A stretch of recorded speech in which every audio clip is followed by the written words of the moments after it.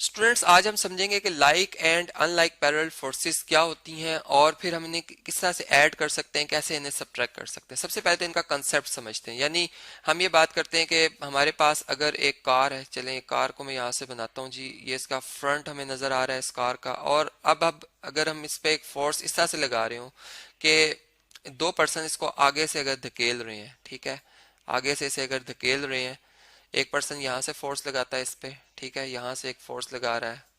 जो कि मैं कहता हूँ कि वो F1 फोर्स है, ठीक है, और दूसरा पर्सन इस पे जो है इसी तरह से यहाँ से उसी के पैरेलल फोर्स लगा रहा है किसी और पॉइंट पे, या इसी पॉइंट पे भी अप्लाई कर सकते हैं, लेकिन वो ज़रा डिफिकल्ट होता है कि हम इस तरह से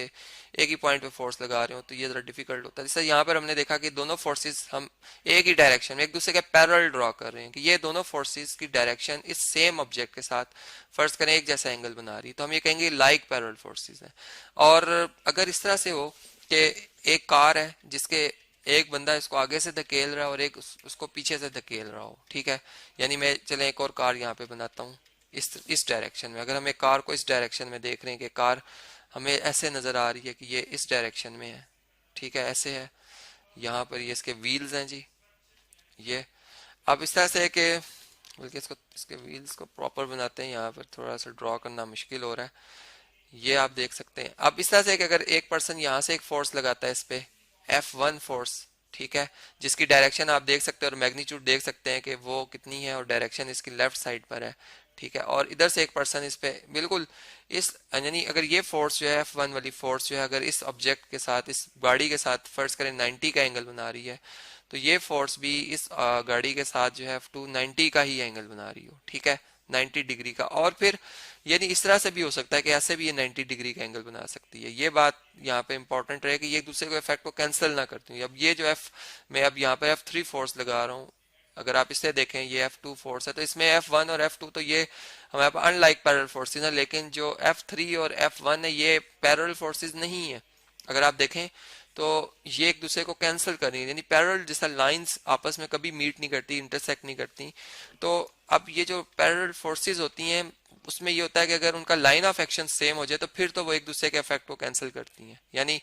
अनलाइक के केस में तो कैंसिल कर देंगी, यानी रिजल्टेंट जो आएगा वो उस फोर्स की डायरेक्शन में रिजल्टेंट की डायरेक्शन की जिसकी मैग्नीट्यूड ज्यादा होगी। लेकिन जब लाइक पैरेलल फोर्सेस की बात होती तो फिर उसमें डायरेक्शन जो कि दोनों की एक जैसी है, अब पॉइंट ऑफ एक्शन बेशक सेम हो जाए उससे कोई फर्क नहीं पड़ता। जैसे मैं बात करता हूँ कि ये फोर्स F1 है जो कि 20 न्यूटन है,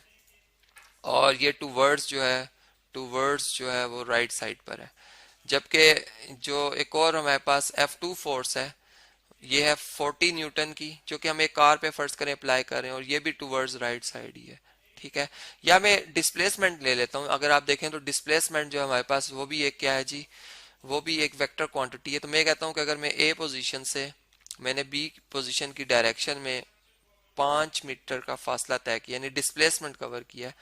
अब इसी डायरेक्शन में मैं बी से सी में आ जाता हूँ, यानी मैं अपनी डायरेक्शन जो है वो चेंज नहीं करता, मैं बी से सी पोजीशन पे आ जाता हूँ, मैं फिर 5 मीटर ही का फासला तय करता हूँ। तो मैंने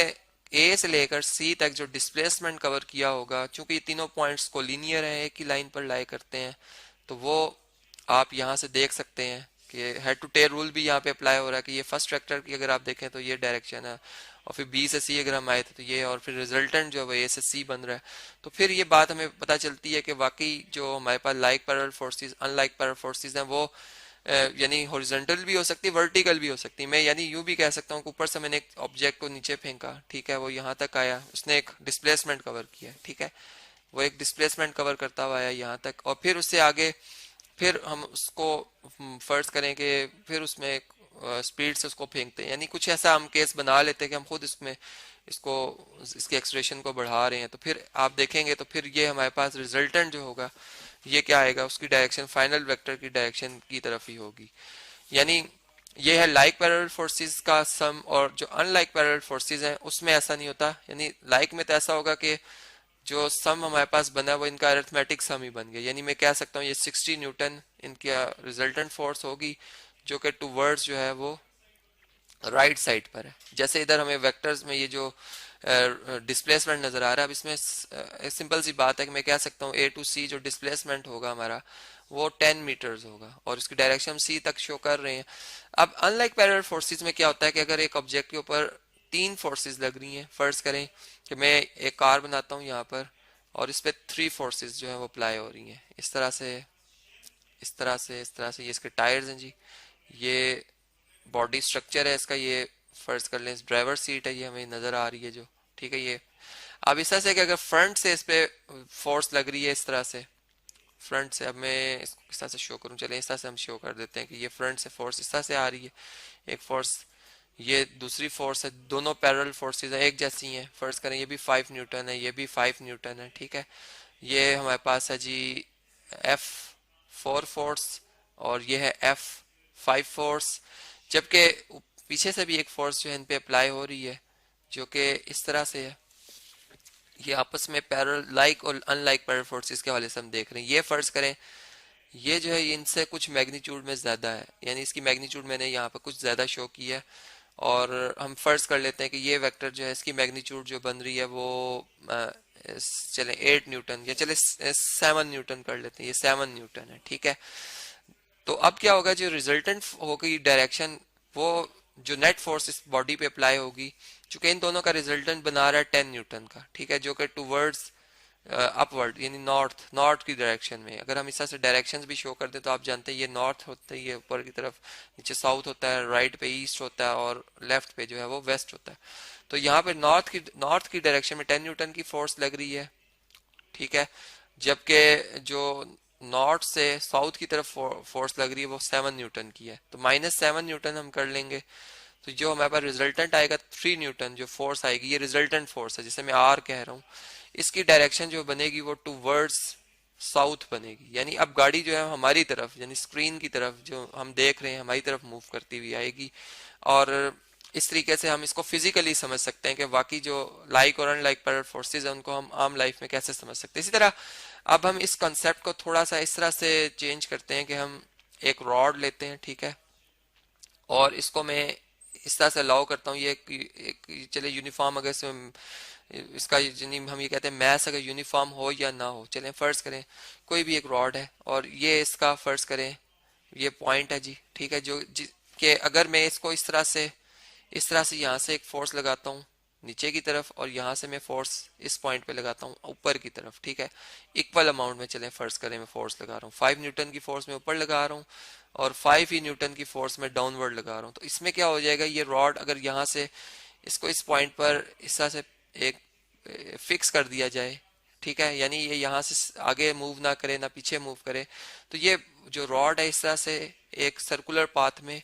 यानी इसका ये पॉइंट जहां पे मैं फोर्सेस लगा रहा हूँ ये मूव करना शुरू कर देंगे, यानी ये अपने एक्सिस के गिर्द रोटेट करना शुरू हो जाएगी, और ये जो पॉइंट जिसके गिर्द ये रॉड रोटेट कर रही होगी, ये वाली जो लाइन में शो कर रहा हूँ, इसे हम कहते हैं कि ये एक्सिस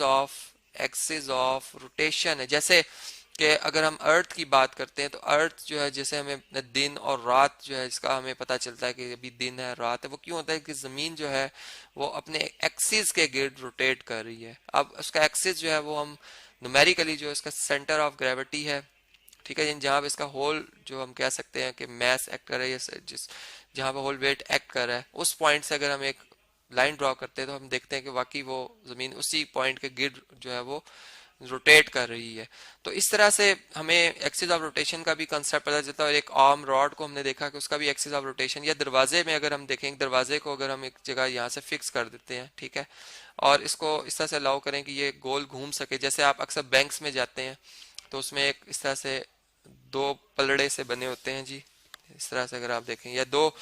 हम कह सकते दरवाजे से बने होते हैं, जिसको एक तरफ से अगर हम इधर धक्का देते हैं दूसरा इस तरफ आ जाता है, यानी उसमें एक इस तरह से गोल रोटेशन प्रोड्यूस होती है। तो उसमें जो ये पाइप है जिसके गिर्द ये रोटेट कर, वो बेसिकली एक्सिस ऑफ रोटेशन हम कह सकते हैं कि वो एक इसका क्या है जी, एक्सिस ऑफ रोटेशन है। तो इस तरह से like parallel forces, unlike parallel forces क्या होती है और फिर इनके इफेक्ट से क्या किस टाइप का मोशन जो है प्रोड्यूस होता है वो हमने देखा।